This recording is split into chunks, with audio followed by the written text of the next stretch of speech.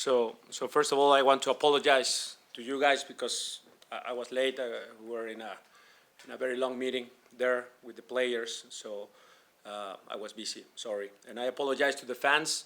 I think they don't deserve this. They do an amazing job at supporting us, and always being there for us. And today's performance was not acceptable. So I apologize. I take full credit for the loss. So it's on me.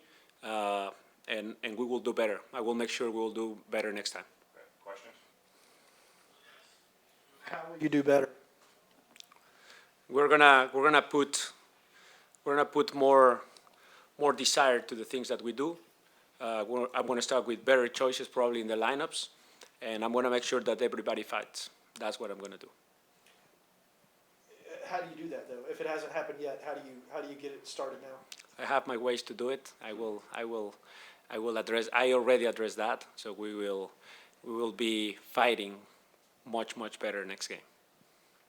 Can you go into any of the team talk because it was No. more than an hour? Sorry, no, that's private. Sorry. Probably you can imagine some of the things that we said. What I can share is many talk. So that's why it went so long, because it was a platform to express ourselves, and then I think good things were the outcome of that conversation. The team started well again. The first 5 minutes, there was a lot of good off-the-ball runs, a lot of good passing sequences and things like that. And then Austin scored, and everything kind of got static. It's been, a confidence issue for this team when something bad happens in games this season. Will this fight try to fix that? Yeah, well, I have to start with that because, yes, I think we always want to play good. And you can see that the team at times progresses the ball very well against a very solid team that came here to be in the middle block and try to counter, not really to play out from the back or really disrupting us. They were trying to break us through counterattacks, and they did very successful. So kudos to them because they had a very good game plan. But I think it's not anymore about only that, about only tactics and way to disrupt the field, the players, and how to, yes, we still want to play good football. We still want to create more and better chances than the opponent. But I felt that today we were not ready to fight in the game that they presented to us. I feel like we were not ready to win the duels, to do all the little things, to run for each other. I felt that I didn't prepare the team properly in order to do that and to show them that that was the game plan for them and that we need to meet different expectations and standards for our team. Yeah, just, it was unexpected coming off of, 2 well-played games up in New York. Is this something that surprised you, this kind of lack of fight or energy or whatever it is that you've been alluding to?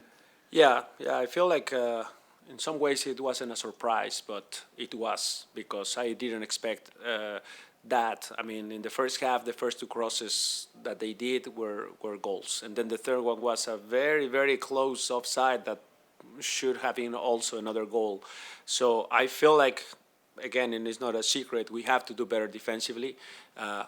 I will try to reevaluate kind of how I approach the team style, because at times we still want to be on the front foot, we still want that, but obviously we are conceding a lot of goals, and I feel that defense is very important in MLS, and it's very important to be solid defensively first, and then from there we can build something. So part of my reflection is I have to come back to the basics of football, which is defend, run, show passion, show heart, also connecting my passes, being good technically, but probably less emphasis on tactics and all that. Let's start with fighting for each other.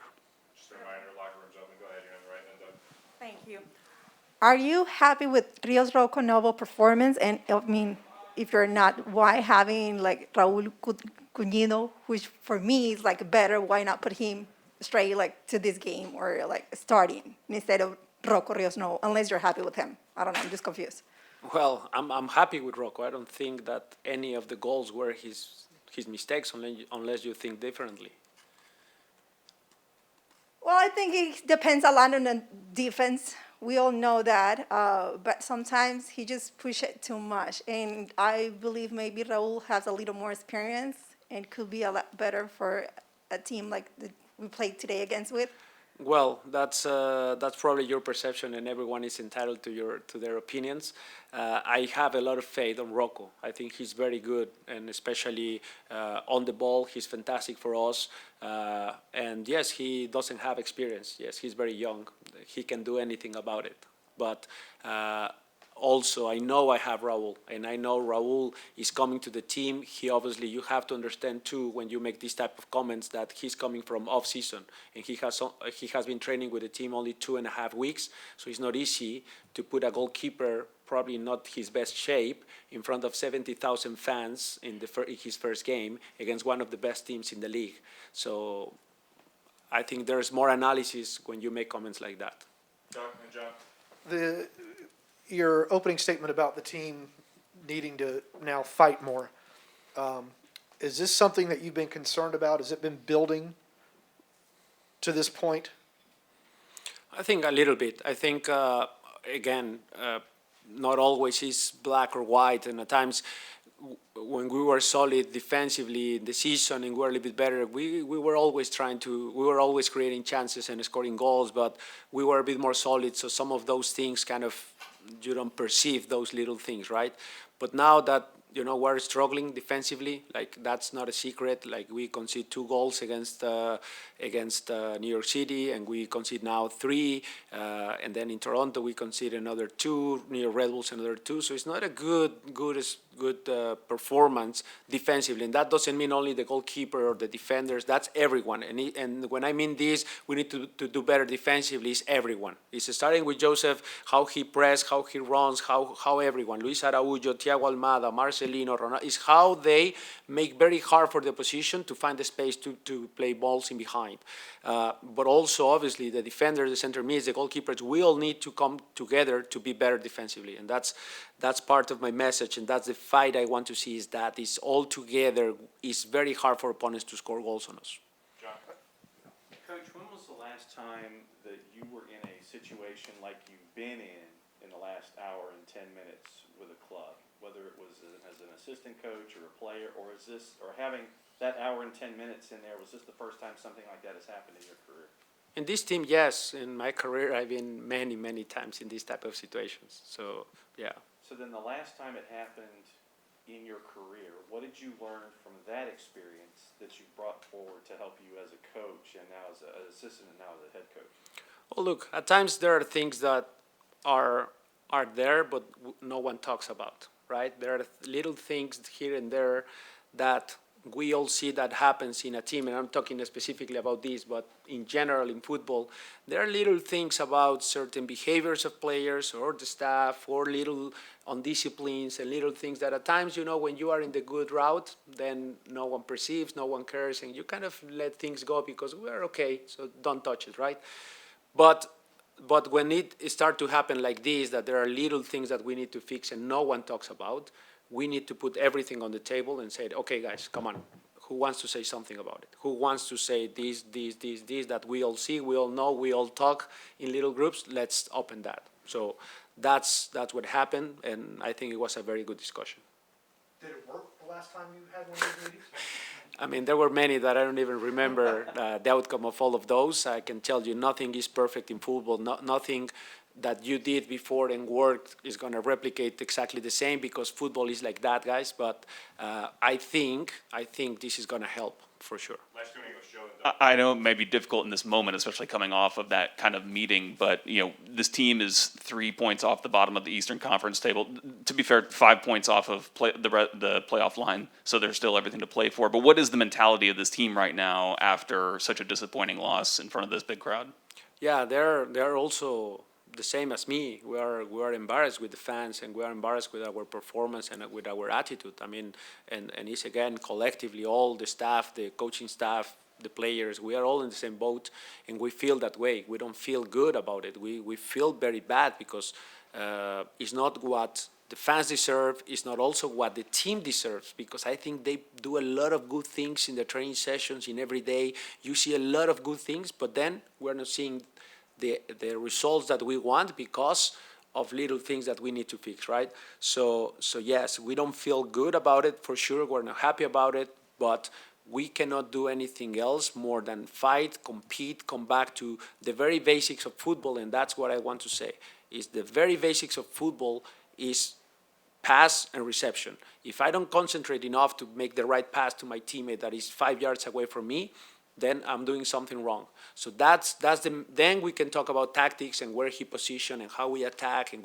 yes, we can talk after I connect my passes, then we can talk about tactics. After I'm good technically, we can talk about being good tactically. But before that is the passion. Before all of that, as a footballer, has to come the passion and the attitude and everything. And again, that starts with me, because my message has to be such as good as the players show that passion and that attitude that I have to show them that. So it's about that. It's about merging the passion, the desire, the heart, the willingness to do everything I have to do to win the game. Then with the talent we have up front, I think we're going to find ways to score goals. But before all that, it has to come the other part. And that's where I feel we're lacking more in these moments. As you know, one of the ways to create fight and fighting spirit and camaraderie is through competition. And the roster has been so decimated by injuries that you don't have a lot of competition at a lot of these positions. Do you think that that's maybe affected the attitude of the team, and you're not getting these players back anytime soon? How do you fix it going forward? Well, number one is demanding better from everyone, including me again, guys. And when I say this, I'm not talking about the players only. I'm talking about everyone in the organization. We have to do better collectively. But one is just demanding the best out of us in every day that we spend in the training facilities. So that's number one. Then you're right. We have had a lot of injuries, and we all, talk about that and the amount of injuries and the type of injuries that we got with key players, experience, all that. Yes, we can talk the whole day if you want about that. But I won't use that as an excuse. I won't use that as an excuse of, oh yeah, we have less quality here on the back line. We have less experience on the back line. We don't have the competition. We don't have, okay, yes, we don't have that, but what we have? We have a bunch of kids that do everything I ask for, like Caleb Wiley, Eden McFadden. They do their very, very best.